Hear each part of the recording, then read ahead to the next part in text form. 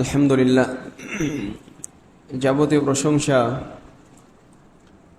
গুণগান একমাত্র আল্লাহ রাব্বুল আলামিনের জন্য, যে মহান রব আমাদেরকে এই জুমার সালাতে উপস্থিত হওয়ার তৌফিক দান করেছেন। সে আল্লাহ তাআলা শুকরিয়া আদায় করছি, আলহামদুলিল্লাহ। অতঃপর সালাত এবং সালাম নাজিল হোক সর্বশ্রেষ্ঠ নবী এবং রাসূল মুহাম্মদ সাল্লাল্লাহু আলাইহি সাল্লামের উপর। আল্লাহুম্মা সাল্লি ওয়া সাল্লিম আলাইহি। আজকে জুমার খুতবায় যে বিষয়টা আলোচনা করব সেটা হচ্ছে জিলহজ মাসের প্রথম 10 দিনে করণীয়, জিলহজ মাসের প্রথম 10-এর ফজিলত এবং সাথে সাথে কোরবানির মাসআলা, সবগুলো ইনশাআল্লাহ সংক্ষেপে টাচ করব ইনশাআল্লাহ। আল্লাহ তাআলা তিনি তার সৃষ্টির মাঝে একে অন্যের ওপর মর্যাদা ফজিলত দিয়ে থাকেন। তিনি অনুরূপভাবে তিনি কিছু কিছু সময়কে অন্য কিছু সময়ের ওপর শ্রেষ্ঠত্ব দিয়েছেন। বছরের কিছু সময় আছে যা অন্যান্য সময়গুলোর তুলনায় বেশি মর্যাদাপূর্ণ। ঠিক সেই রকমই একটা সময় হচ্ছে এই জিলহজ মাসের প্রথম 10 দিন। এই 10 দিন বছরের অন্যান্য মাসগুলোর তুলনায় অধিক মর্যাদাপূর্ণ মাস, শ্রেষ্ঠ মাস। রাতের দিক থেকে শ্রেষ্ঠ হচ্ছে রমাজানের শেষ দশক, কারণ এই রমাজানের শেষ দশকের মধ্যে আছে লাইলাতুল কদর, যা 1000 মাস চেয়ে উত্তম। 1000 মাসের থেকে উত্তম হচ্ছে লাইলাতুল কদর, যেটা রমাজানের শেষ 10-এ রাতের দিক থেকে। এজন্য রমাজানের শেষ 10 দিন হচ্ছে শ্রেষ্ঠ। কিন্তু দিনের দিক থেকে জিলহজের প্রথম 10 দিন হচ্ছে শ্রেষ্ঠ, কারণ এই 10 দিনে আছে যেমন হজের বিভিন্ন কার্যক্রম। এই 10 দিনের মধ্যে আছে আরাফার দিবস। এই 10 দিনের মধ্যে আছে কুরবানির দিন, যেগুলো হচ্ছে শ্রেষ্ঠতম দিন। এই জন্যে জিলহজের প্রথম 10 দিন হচ্ছে বছরের অন্যান্য দিনগুলোর তুলনায় শ্রেষ্ঠ। যেহেতু এই সময় শ্রেষ্ঠ একটা সময়, তাই একজন জ্ঞানী মুসলিমের জ্ঞানের পরিচয় হচ্ছে এই 10 দিনকে যথাযথভাবে কাজে লাগানো।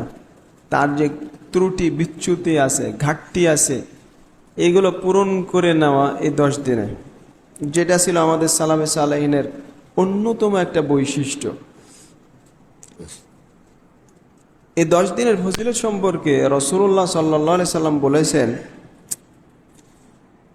মা মিন আইয়ামিন আল আমালু সালিহু ফীহিন্না আহাব্বু ইলাল্লাহ মিন হাযিহিল আইয়ামিল 10।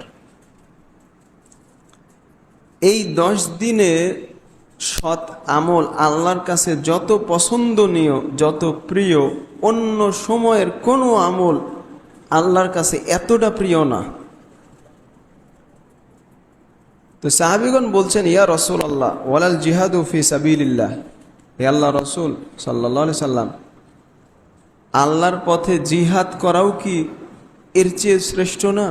জিলহজের 10 দিনের আমলের চাইতে আল্লাহর পথে জিহাদ করাও কি শ্রেষ্ঠ নয়? রাসূলুল্লাহ সাল্লাল্লাহু আলাইহি সাল্লাম বলছেন, ওয়ালাল জিহাদু ফি সাবিলিল্লাহ, না, আল্লাহর পথে জিহাদ করাও এর চেয়ে উত্তম কাজ নয়। ইল্লা রাজুলুন খারাজা বিনাফসিহি ওয়া মালিহি ফালাম ইয়ারজি' মিন যালিকা বিশাই, তবে ওই ব্যক্তির কথা ভিন্ন যে তার নিজের জীবন এবং সম্পদ নিয়ে বেরিয়ে গেছে আল্লাহর পথে আর ফিরে আসেনি, সে ব্যক্তির কথা স্বতন্ত্র। কিন্তু এমনি আল্লাহর পথে জিহাদ করাও জিলহজের প্রথম 10 দিনের আমলের তুলনায় শ্রেষ্ঠ নয়। সুবহানাল্লাহ, এটা আপনি চিন্তা করেন, এই 10 দিনের ইবাদত তার গুরুত্ব কত বেশি, মর্যাদা কত বেশি, ফজিলত কত বেশি, যা আল্লাহর পথে জিহাদ করাও এর সমতুল্য নয়, যেটা রাসূলুল্লাহ সাল্লাল্লাহু আলাইহি সাল্লাম উল্লেখ করছেন। সুবহানাল্লাহ। এই 10 দিনের সালাত অন্যান্য বছরের অন্যান্য সময়ের সালাতের চাইতে অধিক মর্যাদাপূর্ণ। এই 10 দিনে সিয়াম পালন করা অন্য সময়ের সিয়ামের চাইতে শ্রেষ্ঠ। এই 10 দিনের কোরআন তেলাওয়াত করা, এই 10 দিনে জিকির করা, দোয়া করা, অন্যান্য যাবতীয় ইবাদত করা অন্য সময়ের তুলনায় শ্রেষ্ঠ। এই সময় পিতামাতার আনুগত্য করা, আত্মীয়তার সম্পর্ক রক্ষা করা, মানুষের প্রয়োজন পূরণ করা সহ যত ইবাদত আছে সবগুলো অন্যান্য সময়ের ইবাদতের তুলনায় অধিক মর্যাদাপূর্ণ, সোয়াব অনেক বেশি হবে। এরা রাসূলুল্লাহ সাল্লাল্লাহু আলাইহি সাল্লাম এই হাদিসে উল্লেখ করেছেন। এই কারণেই আমাদের সালাফে সালেহিন তারা এই 10 দিনে অত্যন্ত পরিশ্রম করতেন ইবাদত করাতে, বিভিন্ন ধরনের ইবাদত করতেন এবং এই 10 দিনকে অত্যন্ত সম্মান করতেন। সাঈদ ইবনে জুবাইর রাহিমাহুল্লাহ ইযা দাখাল আল আশর ইজতাহাদা ইজতিহাদান শাদীদা হাত্তা মা ইয়াকাদু ইয়াকদিরু আলাইহি। সাঈদ ইবনে জুবাইর রাহিমাহুল্লাহ যখন এই জিলহজের প্রথম 10 দিন আসতো তখন তিনি অত্যন্ত পরিশ্রম করতেন, যার চেয়ে ইবাদত করা সম্ভব নয়, এত বেশি ইবাদত করতেন। আর এই 10 দিনের রাত্রিগুলোতেও ইবাদত করার জন্য তিনি উৎসাহিত করতেন।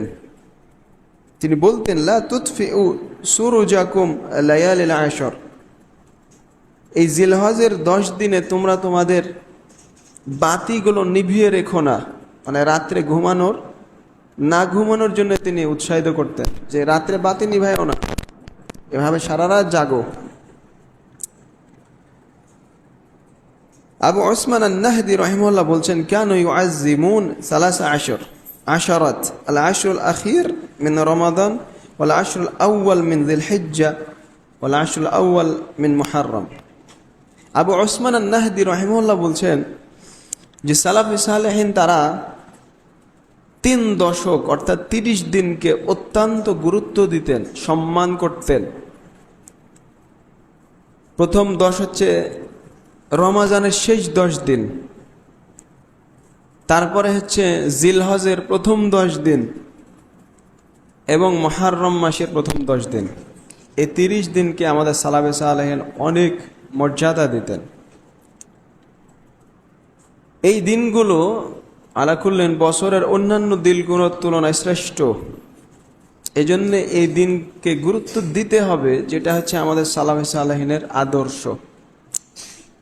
এই দিনের ইবাদতের মধ্যে অন্যতম একটা গুরুত্বপূর্ণ ইবাদত হচ্ছে তাকবীর দেওয়া।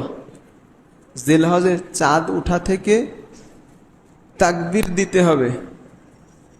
আমাদের সালাফে সালেহিন এটা অত্যন্ত গুরুত্ব দিতেন।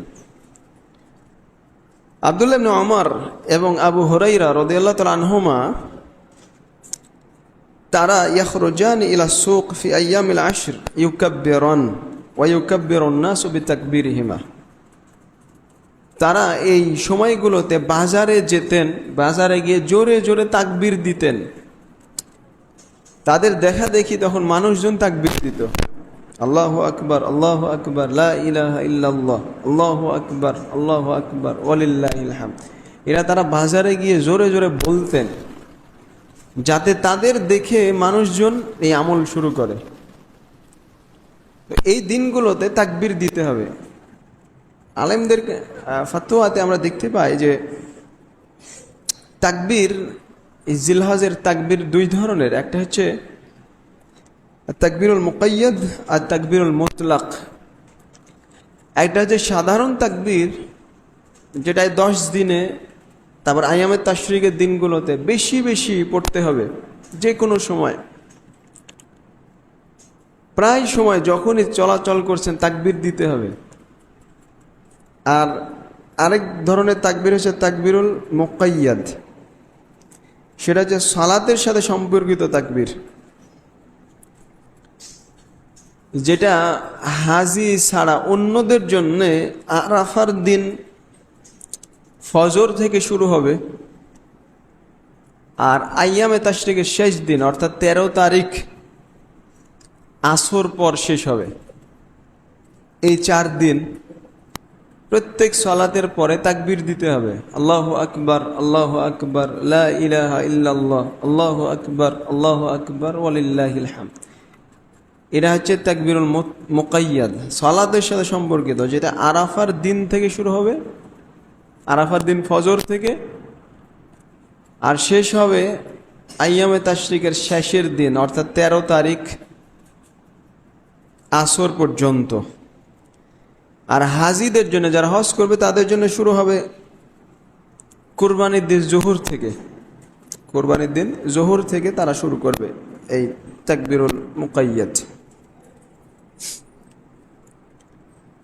এই 10 দিনের গুরুত্বপূর্ণ একটা আমল বললাম তাকবীর, আরেকটা হচ্ছে এই 10 দিনে সিয়াম পালন করা। এটা কিছু কিছু আসার পাওয়া যায়, যেটা যেহেতু আমভাবে এই 10 দিনের ইবাদত অন্যান্য দিনগুলোর ইবাদতের তুলনায় শ্রেষ্ঠ, অতএব এই 10 দিনে বেশি বেশি সিয়াম পালন করা, কোরআন তেলাওয়াত করা, সালাত আদায় করা, অন্যান্য বিভিন্ন ইবাদত করতে হবে। এই 10 দিনের মধ্যে অন্যতম একটা শ্রেষ্ঠ দিন আছে, সেটা হচ্ছে আরাফার দিন। যেই দিন হাজিরা আরাফাতে অবস্থান করে, এটা অন্যতম একটা শ্রেষ্ঠ দিন। রাসূলুল্লাহ সাল্লাল্লাহু আলাইহি সাল্লাম বলছেন, সিয়ামু ইয়াউমি আরাফা আহতাসিবু আলাল্লাহ আন ইউকাফিরা আস-সানাতা আল্লাতী ক্বাবলাহু ওয়াস-সানাতা আল্লাতী বা'দাহু। আরাফার সিয়ামের বিষয়ে আমি আল্লাহর কাছে আশা রাখি যে এই সিয়াম পূর্ববর্তী 1 বছর এবং পরবর্তী 1 বছরের সকল গুনার কাফফারা স্বরূপ। কেউ যদি আরাফার দিনে সিয়াম পালন করে, তাহলে এই একটা সিয়াম তার জন্য পূর্বের 1 বছর এবং পরের বছর সমস্ত গুনাহ মাফ হয়ে যাবে। তো এটা অন্যতম একটা গুরুত্বপূর্ণ আমল, আরাফার দিন সিয়াম পালন করা। এখন আরাফার দিন সিয়াম বলতে কবে, সে নিয়ে ইখতিলাফ দেখা যায়। একদল আলেম বলছেন যে যেই দিন হাজিরা আরাফাতে থাকবে, অবস্থান করবে, সেই দিন হচ্ছে আরাফার দিন। অতএব অন্যান্য দেশের মানুষদের যেই তারিখে হোক না কেন, হাজিরা যেই দিন আরাফাতে থাকবে সেই দিন সিয়াম পালন করবে। এটা একটা মত, যেটা এখনকার যুগের ইমাম শেখ ইবনে বাজ রাহিমাহুল্লাহ, অনেক আলেম এই ফতোয়া দিয়েছেন। পক্ষান্তরে আরেক দল আলেমের মত হচ্ছে যে না, প্রত্যেক দেশের তারিখ অনুযায়ী 9 তারিখ সিয়াম পালন করবে।